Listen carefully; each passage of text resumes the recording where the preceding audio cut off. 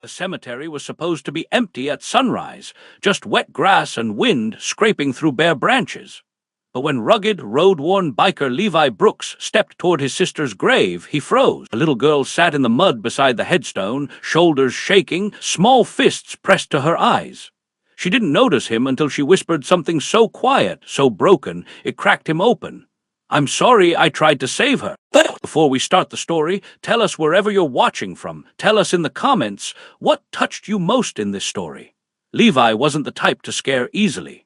20 years riding with the Hells Angels out of Ashford County had hardened him in ways most men never understood. The sight of that tiny figure hunched beside his sister Bates' grave made something inside him lurch. His boots sank into soft earth as he approached, every instinct whispering caution. The girl didn't flinch, didn't look up. She hugged her knees tighter, as if bracing for impact. "Hey," Levi said quietly, surprising even himself with the softness in his tone. "You shouldn't be out here alone." Nothing, just a tiny tremor running through her back. He crouched down, careful not to crowd her. "Name S. Levi. Bate was my sister." She lifted her face at that, tear-streaked, streaks of dirt on her cheeks, hair stuck to her forehead. She couldn't have been more than 9. Her eyes held something too old for her age, the kind of sadness Levi had only seen in veterans and widows. "I know who she was," the girl whispered. She helped me before she died." Levi's breath caught. Bate had been a nurse, always slipping groceries to struggling kids, always seeing pain others ignored. "What's your name, kid?" he asked gently. "Mara," she swallowed. "And I'm here because it's my fault she's gone." Levi felt the world tilt, but he forced himself to stay still. Kids said wild things when they were scared, grieving, lost. Blaming themselves was common, but something in Mara's eyes didn't look like confusion. It looked like memory. "Easy," Levi murmured. "Start from the beginning." Mara wiped her face with her sleeve. "I didn't mean to follow her. I just wanted to talk. She said she'd help me with stuff at home, but she told me to wait outside the clinic. I didn't listen." Levi kept his breathing steady. "Go on." "I saw her arguing with a man, big guy, angry." Mara's voice shook. "He shoved her. I screamed. She looked at me instead of watching him. She slipped, hit her head on the curb." Levi's jaw locked. Bate had died from a fall. Police had ruled it an accident, but no one had mentioned another person involved. "What happened to the man?" Levi asked. "He ran. He said nobody would believe me." Mara folded into herself. "I should have stayed where she told me. She'd still be alive." Levi felt his pulse pounding in his ears. Not anger. Not yet. Just a cold, focused clarity he hadn't felt since he buried Bate. "Mara," he said firmly, "look at me." She did, trembling. "Whatever happened, you're not the one who took my sister from me." Wind pressed low through the cemetery, bending dead grass around them. Levi scanned the area out of habit, old instincts, club instincts, years of reading danger in shadows.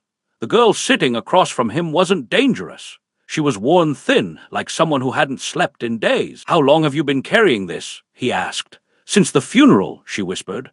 "I didn't tell the police. I was scared they'd think I pushed her, or that my mom would get mad again." The word "again" tightened something in Levi's chest. "Your mom know you're here." Mara shook her head. "She doesn't really notice where I go. She works nights, sleeps days, mostly yells." Levi didn't push that yet. "Tell me about the man you saw." She hesitated then. He had a tattoo on his neck. A wolf with red eyes. Levi froze, not visibly, not enough to scare her, but enough that the ground seemed to tilt. He knew that mark. Saw it on jackets at bars, gas stations, behind the county line. The Red Wolves MC, rivals, reckless, known for cheap meth and cheaper tempers. Bate would never have mixed with them willingly. "What clinic was this?" Levi asked. "The Freeport Community one." Levi exhaled slowly. That was 3 towns over, far from Hell's Angels territory. Mara wrapped her arms around herself. "Are you mad at me?" He shook his head. "No, kid, I'm mad at the man who ran." Levi stood, joints cracking after crouching too long, and held out a hand. Mara startled, like she wasn't used to anyone offering anything gently. She hesitated before placing her small hand in his rough palm. Her fingers were ice cold. "Come on, let's get you warmed up," he said. She tugged back slightly. You're not going to tell my mom, right? We'll figure that out later." His voice stayed steady. "But right now you're shaking." He led her toward the gravel path. At his bike, she stopped dead, eyes widening at the chrome, the blacked-out pipes, the Hell's Angels patch on his cut. "You're with them?" she whispered. Yeah, everyone in Ashford County knew the patch. Kids were raised to cross streets to avoid bikers, but Bate always said her brother was different, the good kind. You scared? Levi asked. Mara studied him for a long second. No, Bate trusted you. The words hit deeper than they should have. He handed her his sister's old hoodie from the saddlebag, a habit he never shook. Mara pulled it on, sleeves swallowing her hands. You cold? He asked. A little. You want breakfast? Her stomach growled loudly enough to answer for her. Levi nodded. Then let's go. The Rusted Lantern Diner sat on the edge of town, a place where truckers, bikers, and exhausted nurses all drifted through before sunrise. The bell over the door jingled sharply as Levi and Mara stepped in. A few regulars glanced up, brows lifting at the sight of a leather-clad Hell's Angel walking in with a small girl half-drowned in a hoodie. Levi kept a hand near Mara's back, guiding her to a booth in the corner. The vinyl seat swallowed her tiny frame as she sat stiffly, uncertain of the rules here. Relax, Levi said. Food's good, people mind their own. A waitress named Dana, who'd once stitched Levi's knuckles after a bar fight, approached with raised eyebrows. Coffee for you, she asked, then looked at Mara. Hot chocolate for the kid. Mara nodded, eyes lowered. When Dana walked away, Levi leaned forward. Mara, you said Bate helped you with stuff at home. What does that mean? She twisted the hoodie strings. My mom gets overwhelmed. She works a lot. Sometimes she gets angry and throws things. Sometimes she drinks. Levi's jaw clenched, but he stayed calm. Did Bate know? She saw bruises. I didn't want her to. But she said nobody deserved to feel scared in their own house. Levi exhaled slowly. She was right. Mara's eyes lifted. She told me she was looking into something that might help me. A slow dread crept into Levi's bones. What kind of something? Mara's fingers tightened on the edge of the table, knuckles whitening beneath the oversized sleeves. She looked like she might fold into herself, vanish completely if pushed too hard. Levi waited, letting the silence breathe. Bate always said kids opened up when you stopped trying to yank the truth out of them. Finally, Mara whispered, she said she was talking to someone who helps kids when homes get unsafe. Levi's chest tightened. You mean social services? I think so. Mara's voice cracked, but she told me to wait, said she needed more time. She didn't want to make things worse. Breakfast arrived. Pancakes for Mara, eggs for Levi. The smell filled the booth, warm and grounding. Mara stared at the food like she wasn't sure she was allowed to touch it. Levi nudged the plate closer. She was helping you, he said quietly. Mara nodded. Bate said she'd talk to my mom first, try to get her some help, but she never got the chance. Levi leaned back, absorbing the blow. Bate always tried to fix broken things, even when they cut her hands doing it. If she'd been confronting someone, maybe the mom, maybe that red wolf, something could have spiraled. Kid, he said, tone steady, you need to tell me exactly what happened after Bate fell. Mara swallowed hard. I ran, but I wasn't fast enough. A trucker dropped coins near the counter, metal clattering against tile. The diner's hum felt distant as Mara's voice went fragile. The man with the wolf tattoo, he grabbed me when I tried to run. Levi's breath sharpened. He touched you. She shook her head quickly. Not like that. He just held my arm tight and said if I told anyone what happened, he'd come find my mom. He said people like us don't get believed. A familiar burn of anger crept under Levi's skin, not wild rage, but a cold, steady current. The kind he'd learned to control after too many bad nights. What did you do? He asked. I said nothing. Police asked if I was at the clinic. I said no, and they believed me because I always do what grown-ups say. Levi rubbed his jaw, thinking. This wasn't just a scared kid inventing shadows. Red wolves were sloppy, impulsive, desperate. One of them could have easily lashed out, but threatening a child, that meant they were hiding something bigger than a shove. Do you remember his face? Levi asked. Mara nodded. I still see it when I close my eyes. Outside, a Harley rolled past, engine rumbling like distant thunder.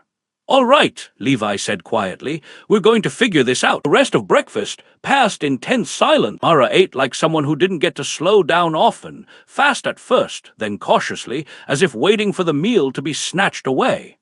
When the plates were clean, Levi signaled Dana for the check. She slid him a look, one that asked a dozen questions without a word, but didn't pry. When they stepped outside, the cold morning air wrapped around them. Mara hugged the hoodie tighter. Levi crouched to her level, elbows on his knees. Mara, I need to know something.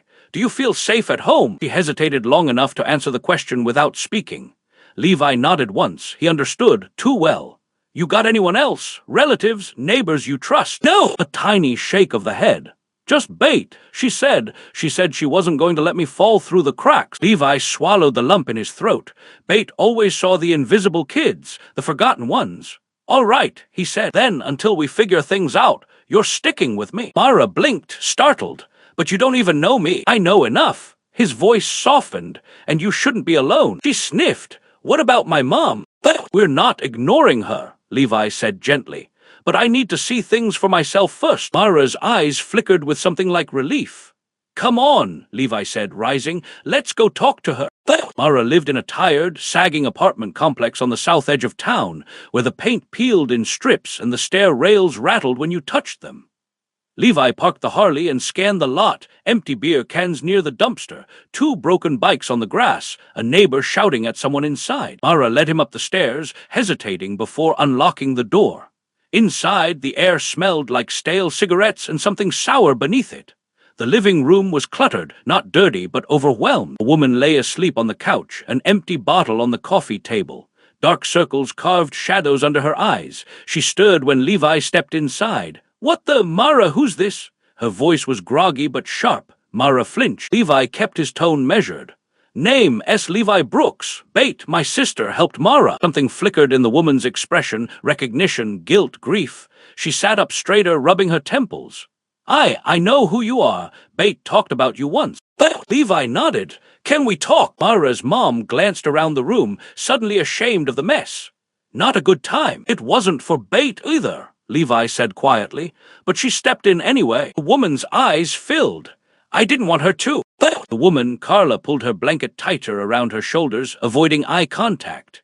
Bait came a few times. She brought food, helped Mara with school. I told her to stop. Why? Levi asked. Carla's jaw trembled. Because when people help you, they see things. Things you don't want seen. Levi said nothing. Carla stared at the floor, voice fraying. I'm trying, I swear, but I'm drowning. Working double shifts, never sleeping, then drinking just to feel my chest stop squeezing. Tears slid down her face. Bait said she wanted to help me get treatment, help Mara feel safe. Mara watched from the hallway, frozen between hope and fear. What happened the day Bait died? Levi asked. Carla shut her eyes. She left here after dropping off groceries. She was supposed to meet someone. She didn't tell me who. Levi felt his pulse change rhythm. Someone from the Red Wolves. Carla's shoulders stiffened. Carla, Levi said quietly, tell me. I don't know his name, she whispered. But he'd been hanging around the complex, asking questions about Bait. Said she was sticking her nose where it didn't belong. That cold clarity returned to Levi's veins. He have a wolf tattoo on his neck. Carla's breath hitched. Yes, Levi exhaled, steady and slow. Not relief, confirmation. He looked at Mara. Kid, you did nothing wrong. But Levi knew. Someone else had. Someone still walking free. Carla slumped back onto the couch, wiping her face with shaking hand. Levi stood in the center of the small living room, absorbing every detail. The burned-out lamp, the stack of unopened mail, Mara's backpack slumped in a corner like it had given up too. Carla, he said evenly. Mara told me what she saw at the clinic. Her eyes widened, panic flaring. She told you she's been carrying it alone. That's too much for a kid. Carla covered her mouth, shoulders shaking. I didn't know she was there. Bait said she'd handle it quietly. She said confronting that man was risky. Levi's breath tightened. Bait always did the right thing, even when it cost her. Carla looked at him with a pleading, broken stare. I didn't hurt my daughter, Levi. I'm not a monster, but I'm not enough for her either. You think I don't see how scared she gets when I'm drinking? I hate myself for it. Mara lingered by the kitchen doorway, eyes glistening. Levi lowered his voice. Carla, nobody is accusing you, but this isn't safe. Not for her, not with that wolf sniffing around. Carla's face paled. He came back 2 nights ago, asking if I'd seen you around. Levi's stomach dropped. Me? He asked. Carla nodded. He knows you're asking questions. Levi guided Mara outside, before Carla's shaking could scare her further. On the walkway, Mara clung to the hoodie sleeves, twisting them anxiously. She didn't mean to yell, Mara whispered. She just gets stuck. Bait said she was sick in a way people can't see. Levi crouched to meet her eyes. Mara, your mom isn't bad. She's overwhelmed. But you still deserve to feel safe. Mara looked past. The first bikes arrived quietly, unusual for the Hells Angels. 3, then 5, then 7, engines rumbling low. No patches displayed, they came unmarked, neutral, so they wouldn't spook the neighborhood. A tall, broad man with streaks of gray in his beard approached. "Kid," he said, nodding to Levi, "you said it was about a child." Mara shrank behind Levi. "This is Rick," Levi explained softly. "Old friend, one of the good ones." Rick crouched, keeping distance. "Hi, Mara. We're just here to make sure no one bothers you, that's all." Mara peeked at him, then whispered. "The man with the wolf tattoo hurt Bait." Rick's expression didn't change, but the muscles in his jaw twitched. He stood and stepped closer to Levi. "You sure you want us involved?" he asked. "I don't want retaliation," Levi said firmly. "I want answers, and I want her safe." Rick nodded once. "We'll keep watch." Levi turned to Mara. "These guys won't let anything happen to you." He took a shaky breath. "Okay." With the others keeping a low perimeter, Levi walked Mara down the block, away from the tension brewing near the building. They stopped at a quiet playground, the kind with faded slides and a broken swing swaying in the wind. Mara climbed onto the bench, hugging her knees. Levi sat across from her. "You said you tried to run," he said gently. "Can you tell me what happened next?" Mara stared at the gravel. "He told me Bait stuck her nose into his business. He said she was trying to get someone arrested. I didn't know what he meant." Levi leaned in, listening. "He said if anyone found out he pushed her, he'd clean up loose ends." Mara's voice cracked. "I didn't want to be a loose end." A chill slid down Levi's spine, not fear for himself, but for her. That red wolf wasn't just reckless. He was spiraling. Mara swiped at her eyes. "Bait tried to protect me, and she died because I didn't stay where she told me." Levi moved to sit beside her. Not touching, just close enough to feel present. "Kid, Bait made her own choices. She helped because she cared. That's not on you." Mara sniffed. "Then why does it feel like it is?" "Because you loved her," Levi said quietly. "And losing someone you love always feels like your fault, even when it is." A rusted sedan crept around the corner, engine sputtering. Levi watched it from the corner of his eye. No club sticker, no tinted windows, not the wolf. But he didn't relax. You couldn't in neighborhoods like this, not with a scared kid beside you. Mara tugged his sleeve. "What happens now?" Levi exhaled. "First, we get you somewhere safe for the night." "My mom! Your mom needs help too." "I'll talk to her. But you can't stay here with that guy circling." Mara bit her lip. "Where will I go?" Levi hesitated only a moment. "With me, just tonight, until we sort things out." She blinked. "At your house?" "Yeah." "Is it scary?" "A little messy," he admitted, "but safe." Mara considered this like a major life decision.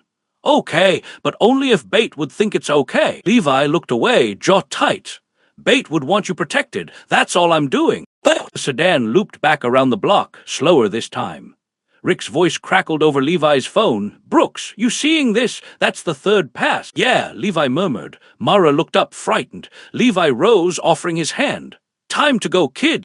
Levi guided Mara toward the line of bikes where Rick and the others waited, eyes scanning the street with quiet precision.